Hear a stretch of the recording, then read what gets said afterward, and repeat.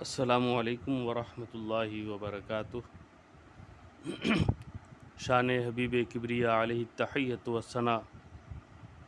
کے عنوان سے پوسٹ آپ کی خدمت میں حاضر ہے،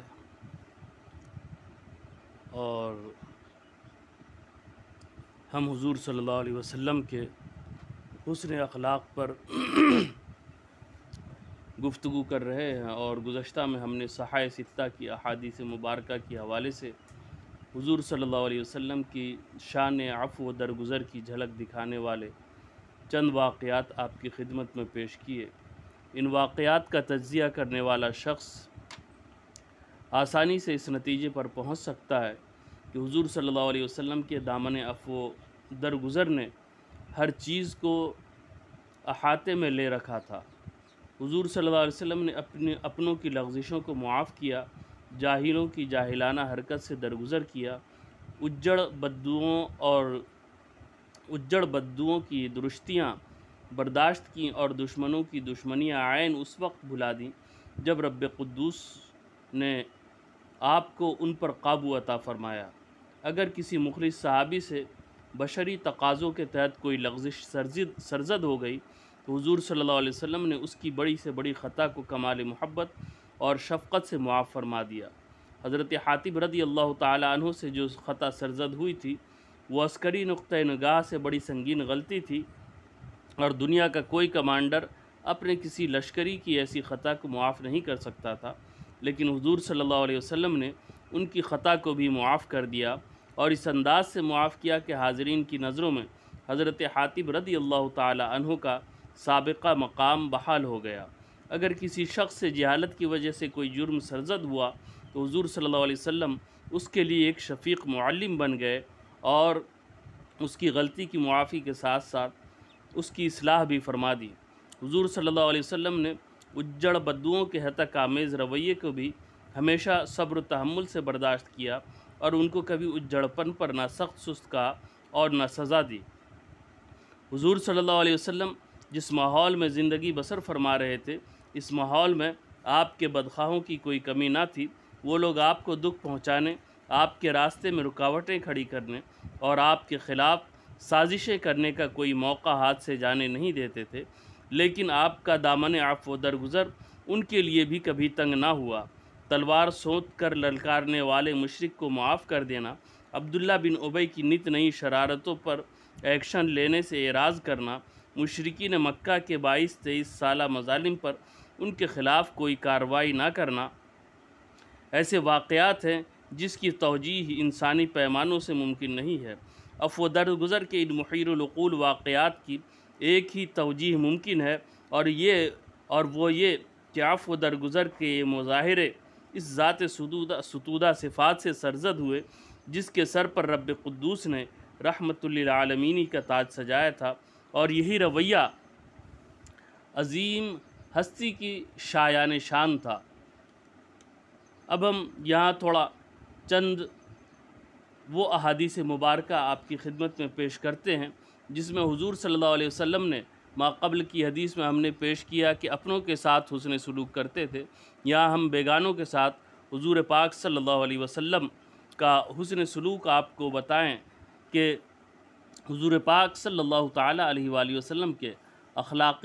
عالیہ کی ہر ادا دل ربا اور روح پرور تھی، لیکن حضور صلی اللہ علیہ وسلم کی سیرت طیبہ کا سب سے حیران کن پہلو آپ کا وہ حسن سلوک ہے جس سے وہ لوگ بہرور ہوئے جن کے سینے حضور صلی اللہ علیہ وسلم کی عداوت سے ابل رہے تھے۔ اپنوں کے ساتھ ہو تو ہر شریف آدمی حسن سلوک کا مظاہرہ کرتا ہے،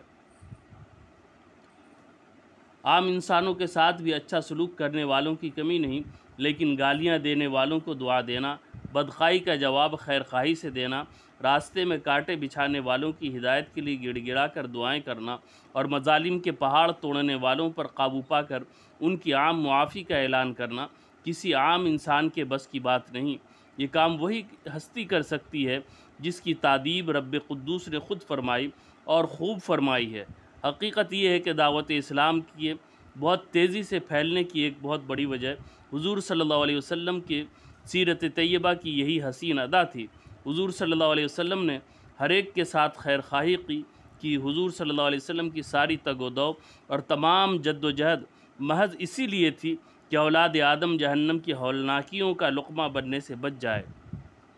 حضور کی ساری زندگی اپنے لیے نہیں بلکہ مخلوق خدا کے لیے گزر رہی تھی۔ حضور صلی اللہ علیہ وسلم کی جد و جہد میں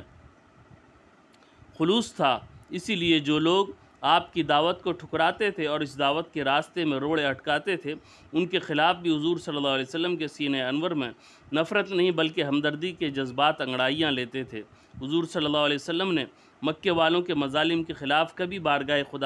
خداوندی میں دست سوال دراز نہیں کیا۔ طائف والوں کی ستم ظریفی پر ساکنان عرش تو طیش میں آئے، لیکن خدا کے رحمت للعالمین صلی اللہ علیہ وسلم نے ان کے لیے بھی دعائے ہدایت ہی کی۔ عبداللہ بن ابی اسلام کے شجر طیبہ کی بے خونی کے لیے کوئی موقع ہاتھ سے نہیں جانے دیتا تھا، لیکن حضور صلی اللہ علیہ وسلم نے اس کے متعلق بھی کبھی نفرت کے جذبات کو سینے میں جنم نہیں لینے دیا۔ عرب بڑے ضدی تھے، بڑے اجڑ تھے، لیکن حضور صلی اللہ علیہ وسلم کے اس بے مثال رویے کے سامنے ان کی کوئی ضد اور کوئی ہٹ دھرمی نہ ٹھہر سکی۔ وہ گالی کا جواب گالی سے دینے والوں سے تو نپٹنا جانتے تھے، لیکن گالی کا جواب دعاؤں سے دینے والے سے نپٹنا ان کے بس کی بات نہ تھی۔ ابو سفیان، اکرمہ بن ابی جہل، عمرو بن العاص، خالد بن ولید اور ثمامہ بن اثال رضی اللہ تعالی عنہم جیسے لوگ اسی تیر محبت کا شکار ہوئے تھے۔ ہم حضور صلی اللہ علیہ وسلم کے بیگانوں سے حسن سلوک کی چند مثالیں آپ کی خدمت میں پیش کرنے کی سعادت حاصل کر رہے ہیں۔ حضور صلی اللہ علیہ وسلم نے خیبر کے مقام پر لوگوں کو جمع کر کے ایک خطبہ ارشاد فرمایا۔ اس خطبے میں حضور صلی اللہ علیہ وسلم کے یہ الفاظ بھی شامل تھے: بے شک اللہ تعالیٰ نے تمہارے لیے اہل کتاب کے گھروں میں بلا اجازت داخل ہونے، ان کی عورتوں کو مارنے اور ان کے پھل کھانے کو حلال نہیں کیا جب تک وہ تمہارا حق ادا کرتے رہیں۔ سنن ابو داؤد جلد 2 صفحہ 76 اور 77 پر یہ روایت موجود ہے۔ اسی طرح حضرت صفوان بن سلیم متعدد ابنائے صحابہ سے اور وہ اپنے آبا رضی اللہ عنہم سے روایت کرتے ہیں کہ حضور صلی اللہ علیہ وسلم نے ارشاد فرمایا: خبردار جس نے کسی ذمی پر ظلم کیا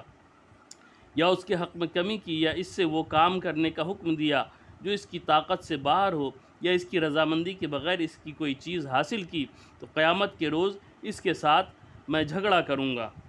یہ روایت بھی سنن ابی داؤد جلد 2 صفحہ 76 اور 77 پر موجود ہے۔ اسی طرح حضرت انس رضی اللہ تعالیٰ عنہ سے مروی ہے، فرماتے ہیں ایک یہودی لڑکا حضور صلی اللہ علیہ وسلم کی خدمت کرتا تھا۔ وہ بیمار پڑ گیا تو حضور صلی اللہ علیہ وسلم اس کی عیادت کے لیے تشریف لے گئے۔ حضور صلی اللہ علیہ وسلم اس کے سرہانے بیٹھ گئے اور اس سے فرمایا: اسلام قبول کر لو۔ اس کا باپ بھی اس کے پاس بیٹھا تھا۔ اس نے باپ کی طرف دیکھا تو باپ نے اس سے کہا: ابو القاسم صلی اللہ علیہ وسلم کے حکم کی تعمیل کرو۔ وہ لڑکا مسلمان ہو گیا اور حضور صلی اللہ علیہ وسلم یہ فرماتے ہوئے وہاں سے باہر تشریف لائے: تمام تعریفیں اس ذات کے لیے ہیں جس نے اس لڑکے کو آگ سے نجات دی۔ صحیح بخاری جلد 1 صفحہ 181 پر یہ روایت موجود ہے۔ اسی طرح حضرت اسماء رضی اللہ تعالی عنہا سے مروی ہے، فرماتی ہیں جس زمانے میں قریش نے حضور صلی اللہ علیہ وسلم کے ساتھ معاہدہ کر رکھا تھا، اس زمانے میں میری ماں جو ابھی مشرکہ تھی اپنے باپ کے ساتھ میرے پاس آئی۔ میں نے حضور صلی اللہ علیہ وسلم سے فتویٰ پوچھا اور عرض کیا کہ میری ماں میرے پاس آئی ہے، وہ میری طرف سے صلہ رحمی کی توقع لے کر آئی ہے، کیا میں اس کے ساتھ صلہ رحمی کروں؟ تو حضور صلی اللہ علیہ وسلم نے فرمایا: ہاں، اپنی ماں کے ساتھ صلہ رحمی کا سلوک کرو۔ صحیح بخاری جلد 2 صفحہ 884 پر یہ روایت موجود ہے۔ انشاءاللہ عز و جل اس سلسلے میں ہم مزید احادیث مبارکہ لے کر آپ کی خدمت میں پھر حاضر ہوں گے۔ السلام علیکم ورحمۃ اللہ وبرکاتہ۔